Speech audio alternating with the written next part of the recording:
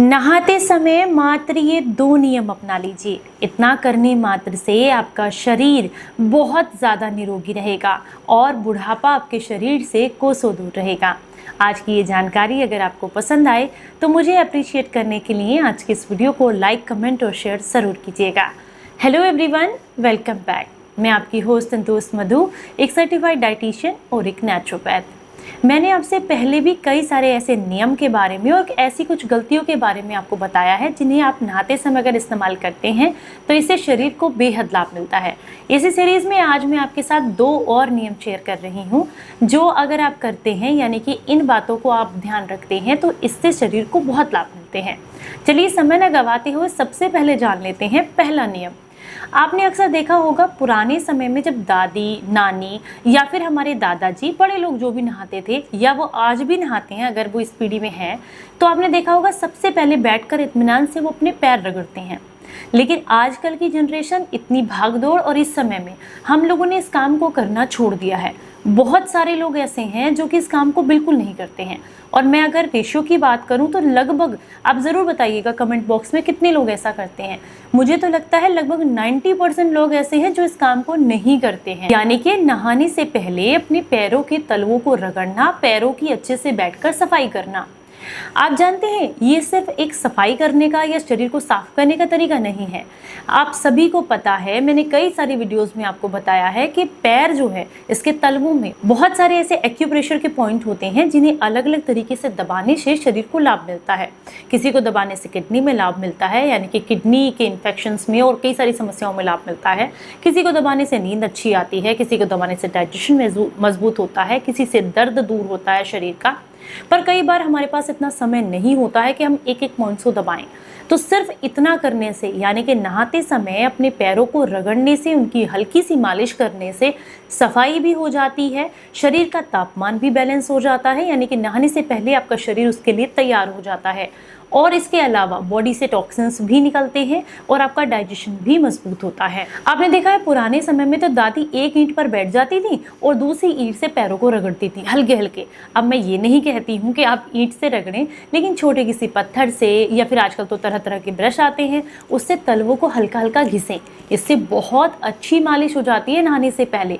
और जो ब्लड आपका पूरे चलते समय पैरों तक पहुँच गया है वो वापस से बॉडी के अंदर फ्लो करने लगता है और आपके शरीर का तापमान मेंटेन होता है। एकदम से अगर आप नहा लेते हैं या फिर एकदम से जैसे मान लीजिए शरीर पे पानी डाल देते हैं तो इससे बॉडी का टेम्परेचर जो है वो आप कह सकते हैं डिफरेंट हो जाता है, मतलब कहीं सर्दी कहीं गर्मी। इसीलिए आपने देखा होगा बहुत सारे लोगों को नहाने के तुरंत बाद ना गला पकड़ लेता है, गले में दर्द, सर्दी, खांसी, जुकाम, छींकें आना, ये समस्याएं हो जाती हैं। किसी को फीवर सा फील होने लगता है।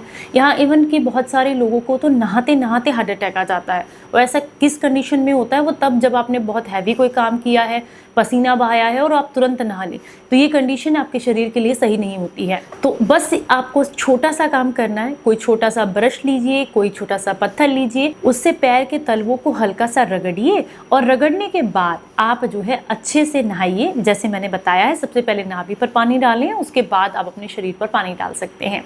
तो इसे, यानी कि इस एक छोटे से नियम को करने से कुछ ही दिनों में आपका चेहरा भी चमकने लगता है और आपके शरीर को बहुत लाभ मिलते हैं।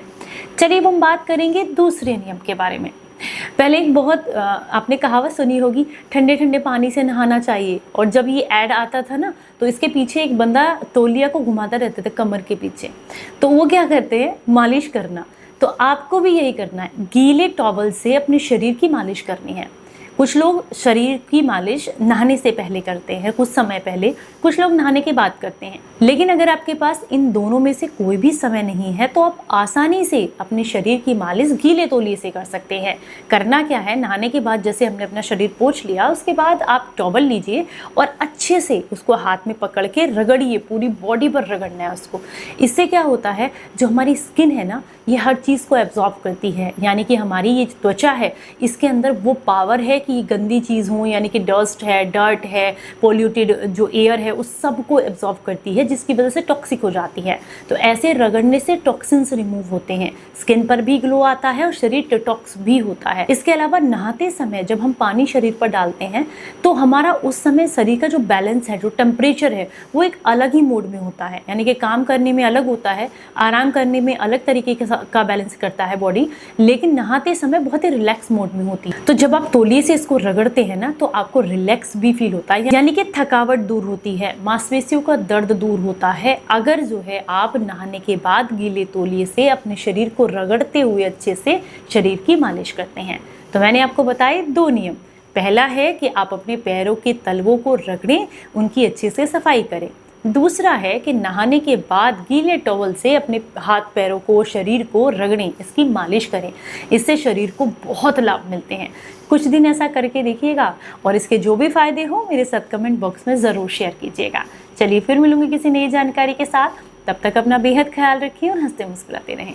Stay healthy, stay happy. Bye bye.